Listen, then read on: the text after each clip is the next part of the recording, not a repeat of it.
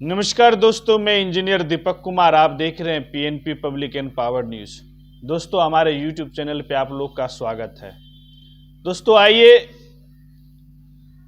दूसरा चरण 26 अप्रैल को जो होने जा रहा है उस पे हम लोग बात करते हैं, क्योंकि 2019 में जो 2019 लोकसभा चुनाव में एनडीए जो जीत हासिल की थी और महागठबंधन हारे थे, उस सीटों पे हम बात करेंगे। और दूसरा चरण जो 26 अप्रैल को होगा वो 5 जिला में होने वाला है: किशनगंज, कटिहार, पूर्णिया, भागलपुर, बांका।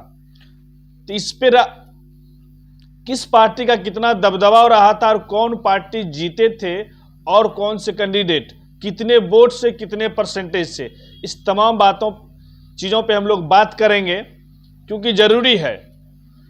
पीछे का विश्लेषण बहुत जरूरी है आगे के राजनीतिक समीकरण को तय करने के लिए। क्या उस कैंडिडेट का पुनः जो हारे हुए कैंडिडेट हैं, क्या उसका दबदबा बना हुआ है? क्या उसे टिकट देने के बाद क्या वो जीत हासिल कर सकता है? इस तमाम चीजों पे बात करेंगे। आपके बीच हम रखते हैं 2019 लोकसभा चुनाव किशनगंज जो है महागठबंधन पूरे बिहार में एक सीट जीते थे जो कांग्रेस, वह है किशनगंज। और किशनगंज बताया जाता है कि कांग्रेस हैट्रिक मारे। ये एक 2009 में भी कांग्रेस जीते थे, 2014 में भी वहां से कांग्रेस जीते थे और 2019 भी कांग्रेस जीते। और इस बार 2024 में डर बना हुआ है, क्योंकि आईएमए जो ओबीसी पार्टी हैं वो अपने मुस्लिम कैंडिडेट को उतारने जा रहे हैं। क्या इस बार 2024 लोकसभा चुनाव में वो नुकसान पहुंचाएंगे कांग्रेस को? क्योंकि कांग्रेस अगर इस बार जीते हैं तो चौथी बार जीत हासिल करेंगे किशनगंज में। और किशनगंज पुराने इतिहास भी कहता है कि वो कांग्रेस का ही दबदबा रहा है अधिकतर बिहार में, खासकर किशनगंज जिला में। तो किशनगंज 2019 लोकसभा चुनाव जो कांग्रेस कैंडिडेट थे डॉक्टर मोहम्मद जावेद आजाद जीते। उनको वोट आया था 3,67,017। और जो हारे हुए कैंडिडेट थे जदयू कैंडिडेट महमूद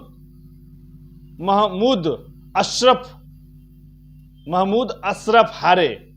उनको वोट आया 3,32,551। तो अप्रॉक्स जो वोट है 32-33% वहां हुआ। और 35,000 के आसपास वोट से जीते। किशनगंज में यह भी बताया जाता है कि वहां 75% जो है ना मुस्लिम आबादी है। और यादव, कुशवाहा, सैनी, ब्राह्मण,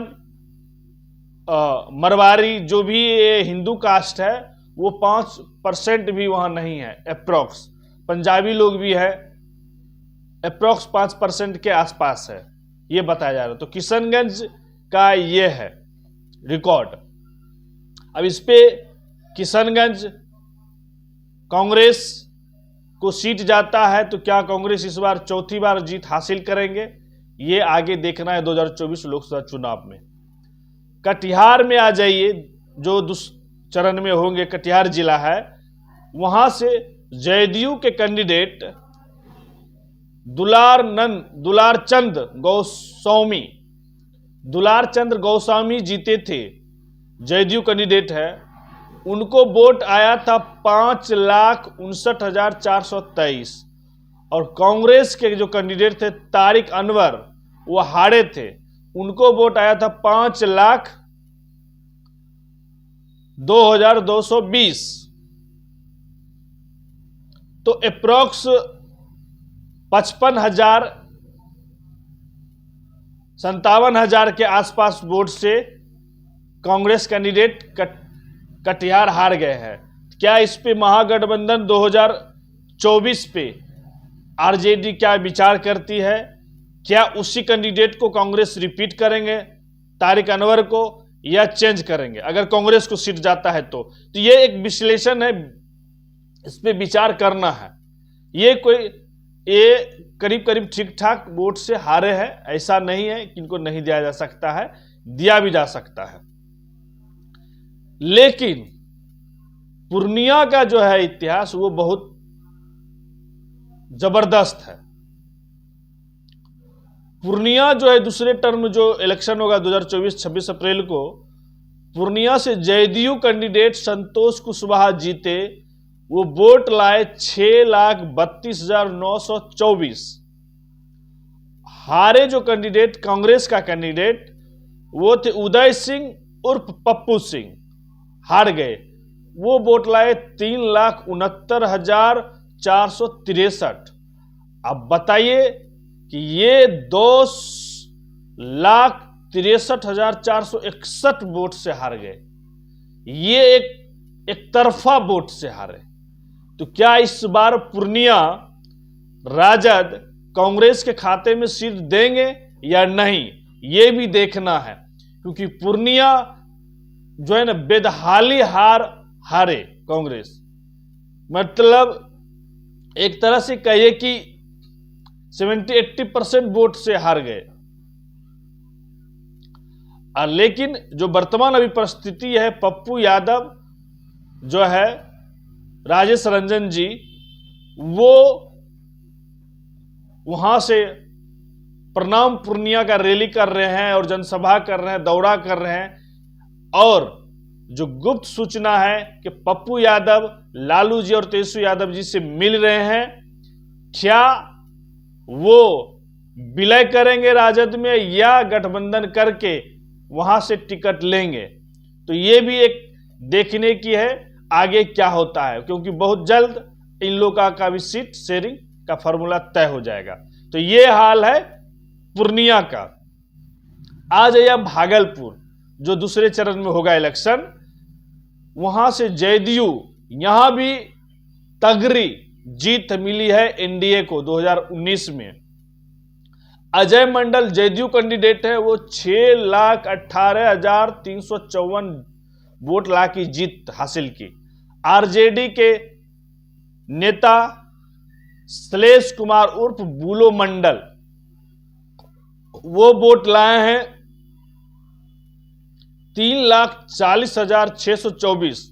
पूर्णिया से भी खतरनाक परिस्थिति से हारे बुलो मंडल। ये बिहार का सबसे ज्यादा वोट से हारने वाला कैंडिडेट है राजद के। 2,77,630 वोट से हारे। अप्रॉक्स भागलपुर में जो वोटिंग हुआ था वो 10 लाख प्लस। ये हाल है। तो क्या आरजेडी इस बार भागलपुर से कैंडिडेट चेंज करेंगे या बुलो मंडल को देंगे?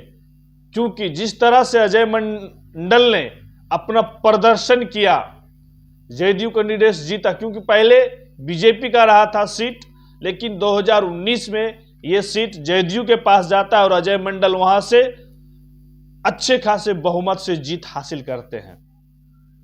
तो ये देखना है कि 2024 लोकसभा चुनाव में इंडिया गठबंधन क्या समीकरण सेट करता है। क्या वो पुराने ही कैंडिडेट को रिपीट करेंगे या चेंज करेंगे, या राजनीतिक परिस्थिति को देखते हुए। आ जाइए पश्चिमा जिला जो है बांका, जो दूसरे चरण 2024 लोकसभा चुनाव में होने वाला है, बांका जिला, वहां से भी जदयू कैंडिडेट गिरधारी यादव जीते और 4,77,831 वोट लाए। और राजद वहां से अपने पुराने सहयोगी लालू जी के करीबी और लालू जी के साथ राजनीतिक अपना उदय करने वाले जयप्रकाश यादव हार गए। उनको वोट आया था 2,77,260। लेकिन बीजेपी कैंडिडेट जो 2014 में थी, पुतुल कुमारी निर्दलीय लड़ गई थी और उनको वोट आया था 1,03,780। अगर ये वोट भी मिला देते हैं, अगर पुतुल कुमारी नहीं लड़ती तो तब भी 3 लाख, तब भी ये अच्छे खासे वोट से। तो जयप्रकाश यादव 2,05,71 वोट से हारे गिरधारी यादव से। तो अब बताइए किस राजनीतिक समीकरण से जयप्रकाश यादव को टिकट मिलना चाहिए। 2 लाख प्लस से वो हारते हैं, और अगर राजद बांका जिला से रिपीट करते हैं तो जो रिपोर्ट कार्ड है, जो फीडबैक है, वो पुनः वो सीट हारेंगे। तो लालू यादव जयप्रकाश के कैंडिडेट बनने पे विचार विमर्श करे, नए कैंडिडेट को वहां मौका दिया जाए, क्योंकि बांका जिस तरह से वो हारे हैं, अब नहीं है कि बांका वो जीत हासिल कर पाएंगे और उदय कर पाएंगे। तो ये है बांका का परिस्थिति। पुतुल कुमारी जो निर्दलीय लड़ी थी, वो स्वर्गीय दिग्विजय सिंह जी की पत्नी, जो कि बिहार के पूर्व वरिष्ठ नेता और सीएम कैंडिडेट के दौर में थे, लेकिन नहीं वो बन पाए। लेकिन वो एक बहुत ही बड़े नेता, बुद्धिजीवी और प्रोफेसर थे। तो उन्हीं की वाइफ, उनकी बेटी भाजपा से जो है जमुई से विधायक है, और पत्नी पुनः इस बार दौड़ कर रही है 2024 में कि टिकट उन्हें मिले। लेकिन देखिए, जदयू तो सेम बांका से रिपीट कर रहे हैं गिरधारी यादव को, इसलिए एनडीए गठबंधन से पुतुल कुमारी जी का तो कहीं नहीं है। अब देखना है क्या राजद पुतुल कुमारी को देते हैं या जयप्रकाश यादव को या संजय यादव हैं उनको। तो तमाम कैंडिडेट, वहां से भी एक और मुस्लिम कैंडिडेट है। तो इंडिया गठबंधन 2024 जो बना है, वो 26 अप्रैल के जो दूसरे चरण का उनका ये हारने का खाका है। उसमें ये 5 जिला में से मात्र 1 किशनगंज कांग्रेस जीते, और करारी हार मिला है 4 जिला में। तो क्या इंडिया गठबंधन रिपीट करेंगे या कुछ कैंडिडेट को चेंज करेंगे उनके राजनीतिक फीडबैक लेकर? वर्तमान उनका क्या पकड़ है जिला में?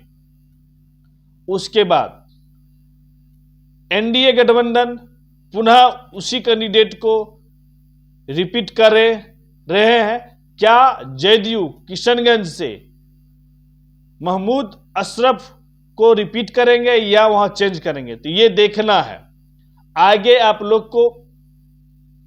ये जो है इस तरह की 2019 लोकसभा चुनाव का ग्राफ रहा जीत हार का, और 2024 में क्या समीकरण रहेगा एनडीए का और क्या समीकरण रहेगा इंडिया गठबंधन का, दोनों को देखना है। क्या दोनों चेंज करते हैं? लेकिन एनडीए में तो चेंजिंग का नहीं है, क्योंकि उनका लिस्ट आ चुका है। इंडिया गठबंधन क्या चेंज करेंगे या सेम कैंडिडेट को रिपीट करेंगे, ये आगे आपको देखना है। दोस्तों, अगर आप लोग पीएनपी न्यूज को फेसबुक पेज पे देख रहे हैं तो इसको लाइक करिए, फॉलो करिए, कमेंट करिए। अगर यूट्यूब चैनल पे देखते हैं तो सब्सक्राइब करिए, लाइक करिए, बेल आइकन को जरूर टच करिए। धन्यवाद दोस्तों।